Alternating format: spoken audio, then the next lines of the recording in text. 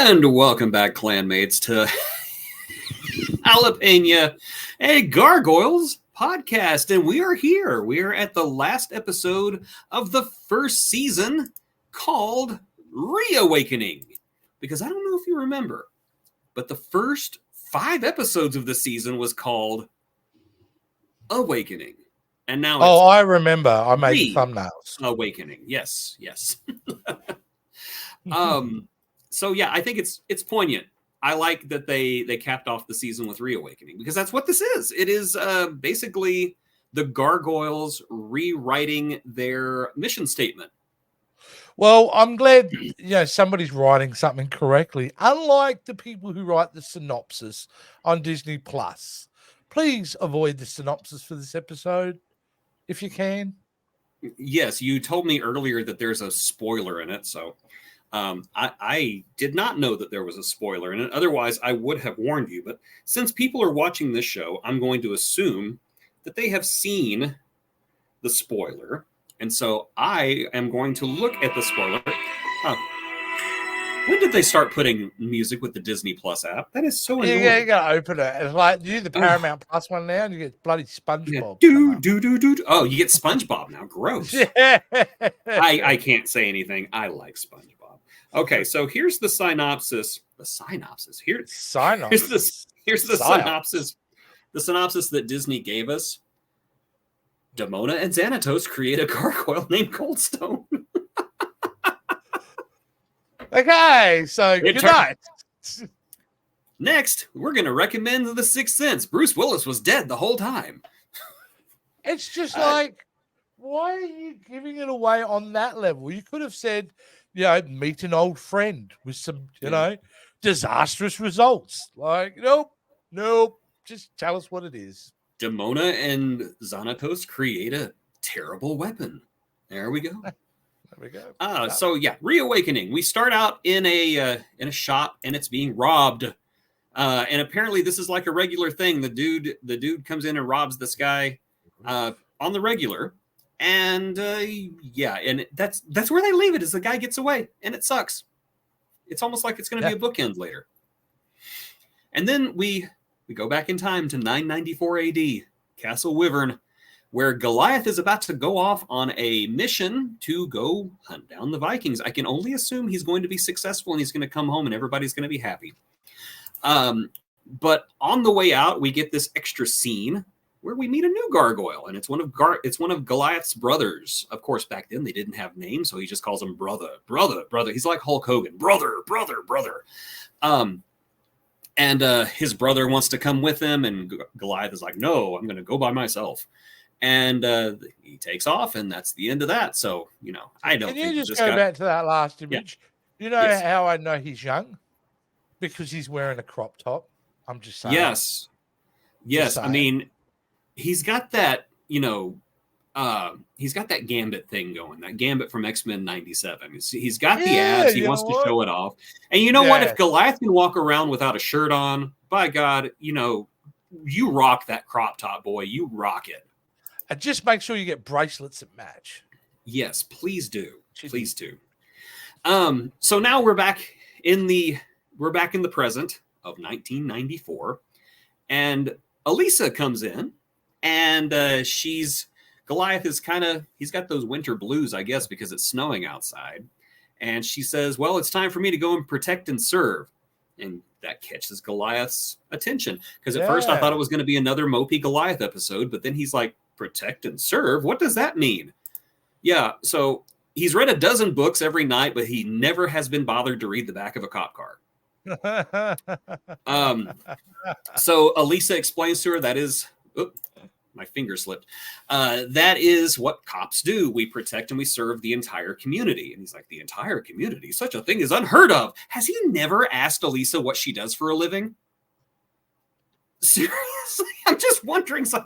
I just wanted to see her just say that. Isn't that like thing just plastered everywhere around police though? Like protect and serve I'm just wondering. Like, you protect the whole city? How do you do this? Goliath, seriously. This is like pilot episodes questions. Why are you asking me this now? I don't know. Maybe it's something that just never occurred to him before now because, Goliath, we've said this before, he's lost every single link to his past, but he's about to get new ones. So it's all good. Meanwhile, Riker and David, Xanatos, and Demona are conducting an evil experiment. This was such a fun scene. I thought the lighting was crazy. Jonathan Frakes was off the chain in certain points. The whole "it's alive." I've always wanted. Why? Yes, and that's what saves the scene because part of it's like, oh wow, it's really on the nose, isn't it? Yeah. And the fact that he acknowledges that by saying, "I've always wanted to say that," which was fourth wall breaking, I thought was helped a lot. It's fun. I like it when characters have fun.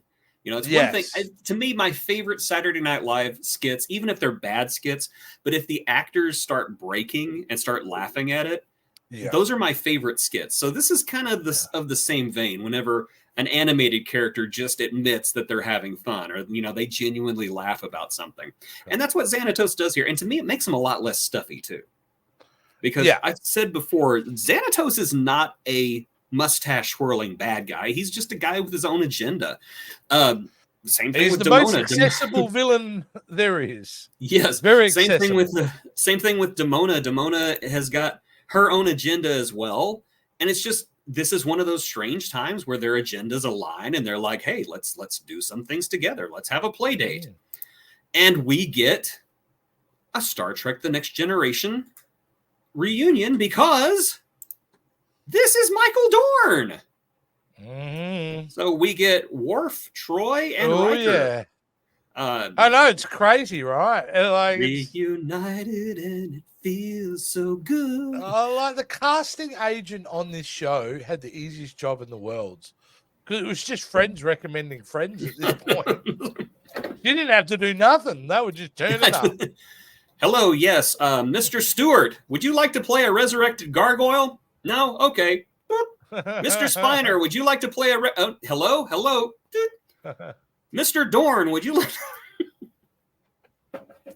Thank God you said yes. Our next call was going to be to Wheaton. I love Will Wheaton, by the way. That's just an easy joke. No, Michael Dorn, that voice the voice. Made to be a gargoyle's voice. I am Michael Dorn. Yeah. I just wanted to see him get shut down like Worf did on the show. It's like, I want to go kill Goliath. Yeah. No, Cold Stone, you can't. But I really want to. No, Cold Stone, no. So interesting.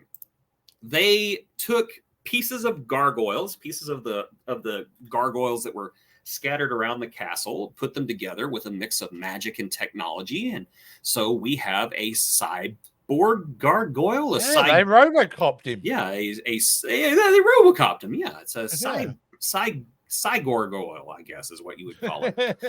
But he wakes up and he's not very happy because Demona lies to him and says, "Yeah, we're you're this way because of Goliath.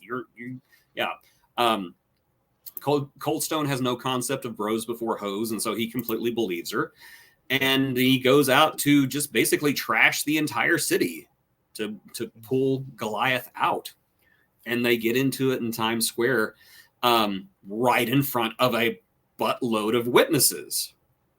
So that's one of the things that's kind of glossed over in this episode is that, the gargoyles have been kind of, sighted. They're like the Jersey Devil or the Sasquatch at this point.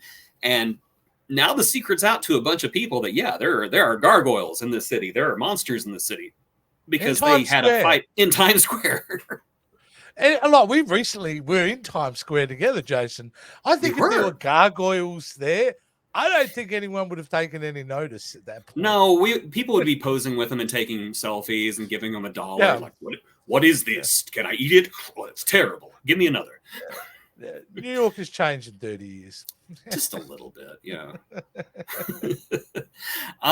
So they have a big fight, and of course, the gargoyles also don't know that the red gargoyle is Xanatos. They think he's just a robot. And so I thought up on that. It was cool. I thought it was pretty clever. Xanatos, I know you can hear us through your robots, and I just wanted to see Xanatos' head like Iron Man, in the thing of, and now I can hear you in your robot. Yes, I can hear you. So yeah, I thought that was an interesting bit of continuity that they don't know that is Goliath up there. And of course, while this is going on, Hudson's back at headquarters, and he's like, "Yeah, I want to go help, but who's gonna guard the castle? What are we gonna do?" Leading up to the theme of this episode, which is basically about community building, if you really think about it. So they agree to meet on a bridge. I can't remember. I can't remember which bridge they said it was, but yeah, they're going to go meet on a bridge and finish hashing this out because Goliath recognizes his fallen brother and wants him back. He wants him back in the clan. Yeah. He wants to at least connect with him. Of course, Demona is, of course, there with all the empathy and understanding that you would expect from somebody from the clan. I'm just kidding. She shoots at him immediately, which incidentally, awesome. I love this shot of her. Too bad she's not a better shot, but so there is a huge fight, and many things happen during the fight. Number one, of course, is that the red gargoyle is damaged, and Xanatos has to take the head off, and they all realize, oh, hey, that's Xanatos inside the robot. So that secret's out. Lots of secrets revealed here, which I kind of think is neat. Oh, that was another one, is that Bluestone, Lisa's partner, knows that there are gargoyles now. Yes, he discovers it as well. Yes. So Elisa can't really keep that secret anymore. It all culminates with Goliath and Coldstone crashing into the water together after Goliath, of course, tried to reach him with words. And we get this amazing sequence, I think, that it goes on longer than what you would think it is. And I don't mean that as a negative. I mean, there's actually like time to soak it in as Goliath is basically losing consciousness in the water, and he hears Hudson's voice saying, a gargoyle can no more stop protecting the castle than he can breathing the air. Breathing the air. Breathing the air.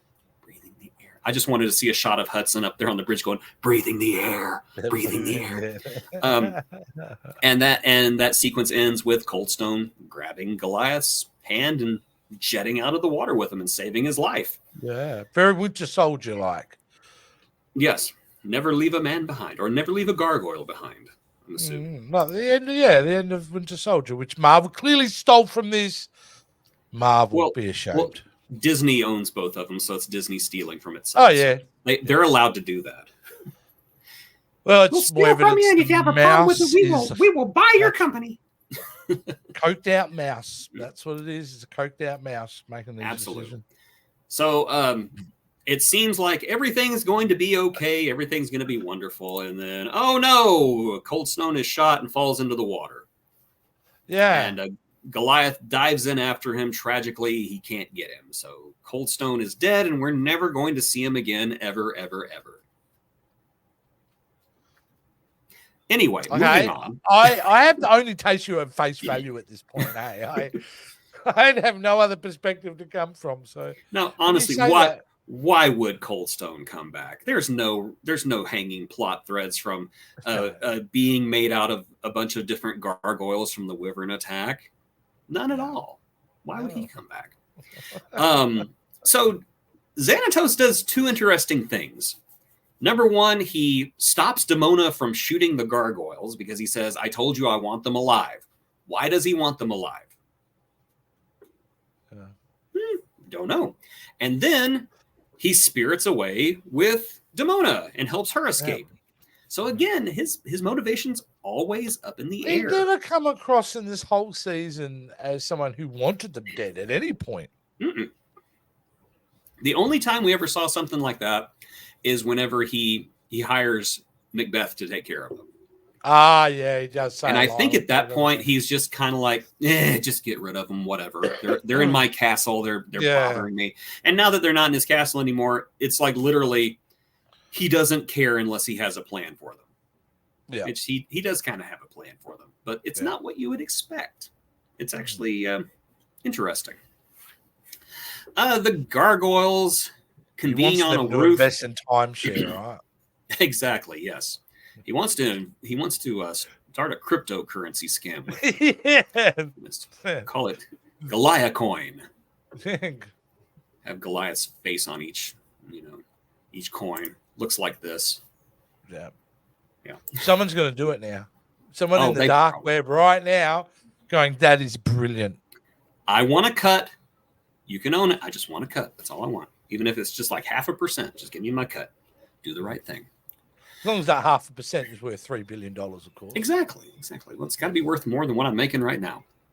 So we reconvene on the roof, and Goliath, affected by everything he saw today, decides that they have basically been wrong the entire time, that the castle or their new home, the clock tower, it's not their job just to protect those places.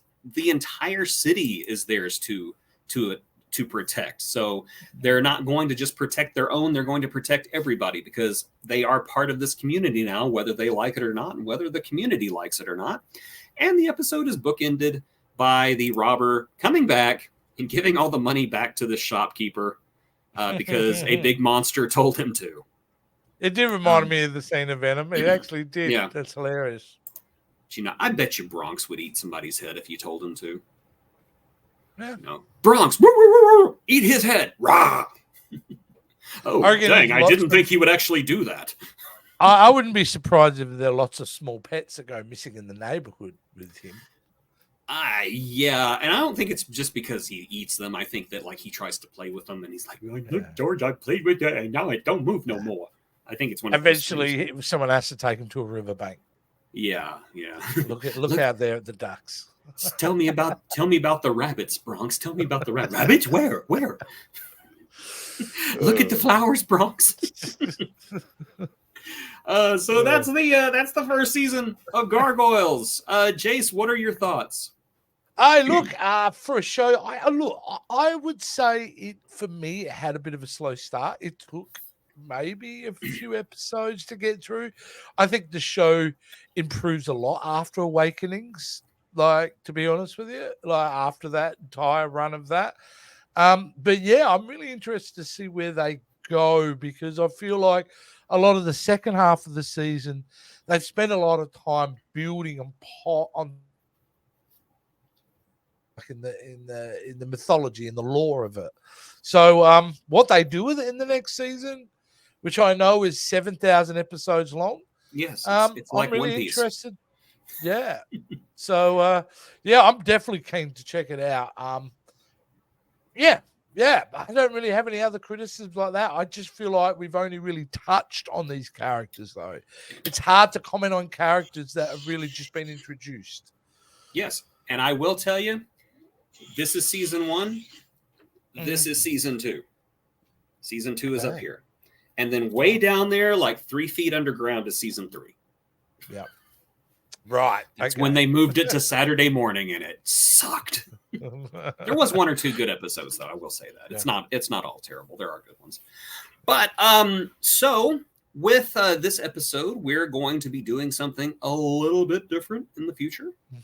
We are going to take a small break, and instead of doing Jalapeña weekly, we're going to do it semi-weekly, almost monthly, because we have 2 shows that are returning.